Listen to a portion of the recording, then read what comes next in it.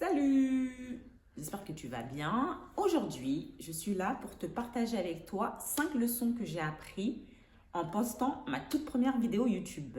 Donc ça y est, c'est fait. J'ai enfin posté ma première vidéo. Et tu t'en doutes bien, il y a très peu de vues.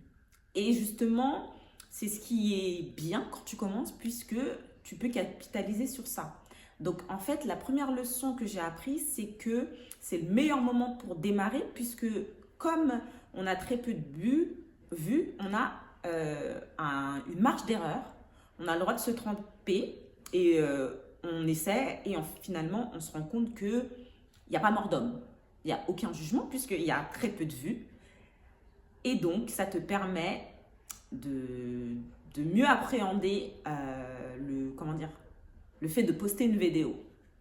Ensuite, la leçon numéro 2, c'est que je pensais finalement que j'avais aucun sujet à partager avec les personnes qui regardaient les vidéos sur YouTube. Mais en fait, c'est complètement faux puisque à partir du moment où j'ai posté ma première vidéo, je me suis rendu compte que j'avais plein de sujets parallèles dont je pouvais parler. Donc voilà, détrompe-toi.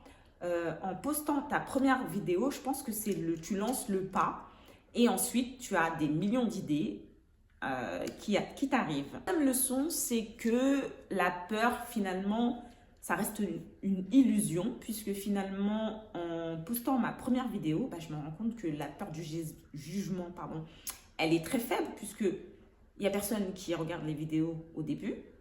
Donc, potentiellement, il n'y aura pas de commentaires. Donc, pas besoin de se stresser.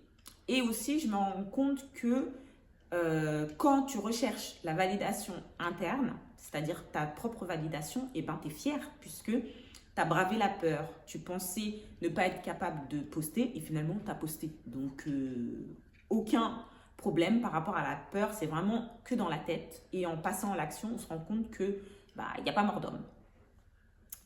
Ensuite, la quatrième leçon, c'est que je suis fière de moi. J'ai osé enfin passer à l'action.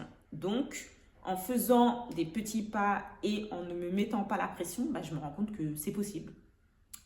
Chaque jour, je définis un petit objectif. Par exemple, là, pour cette vidéo, mon objectif, c'est de bien parler à l'objectif. Bien sûr, il y a parce que je veux être le plus simple possible quand je parle. Donc, des fois, vous voyez, je me trompe. Mais je me dis que c'est pas grave. Au moins, j'ai fait ma vidéo et je suis contente de moi. Donc, la validation intérieure, elle permet d'alléger la pression. Il n'y a aucune pression puisque la seule victoire que j'ai, c'est de poster ma vidéo, de faire ma vidéo et de la poster. Après, le reste, c'est pas en mon pouvoir. Les commentaires, les vues, etc., ce sera pas du tout en mon pouvoir. Le seul pouvoir que j'ai, c'est de faire ma vidéo et de faire de mon mieux. Et aussi, respecter mon objectif qui est de parler directement à mon objectif. C'est quelque chose que j'ai pas l'habitude de faire. Donc, à force de faire cet exercice, je pense qu'avec le temps, ça ira. Ma dernière leçon, c'est d'avoir des objectifs qui sont réalistes. Pour une personne qui débute sur YouTube, il y a plein de choses à assimiler et on ne peut pas tout de suite vouloir ressembler à des personnes qui sont là depuis un certain moment. Donc, avoir des objectifs réalistes, comme justement le fait d'être plus à l'aise devant la caméra, c'est quelque chose qui est smart, qui est simple, mesurable, atteignable et réaliste dans le temps. Donc, mon premier objectif, c'est d'être à l'aise quand je parle devant la caméra. J'ai pas fait de script, par exemple, pour cette vidéo, puisque c'est pas l'objectif. L'objectif, c'est juste d'être à l'aise quand je parle à mon objectif. Et je pense que c'est un objectif que je pourrais réaliser et qui ne génère pas de contraintes. Je ne vais pas aller me trouver des excuses ou le syndrome de l'imposteur, perfectionnisme. Je veux juste bien parler devant mon objectif. Donc d'ailleurs, dites-moi en commentaire ce que vous pensez de ma deuxième vidéo.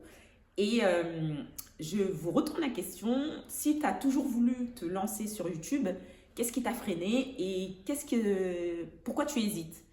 En voyant cette vidéo, est-ce que ça te donne envie de te lancer ou pas du tout? Donc voilà. Merci à vous d'avoir regardé cette première vidéo. Et vous voyez encore, je bégayais. C'est pas grave, ça viendra avec le temps, je l'espère. Merci beaucoup et à très bientôt.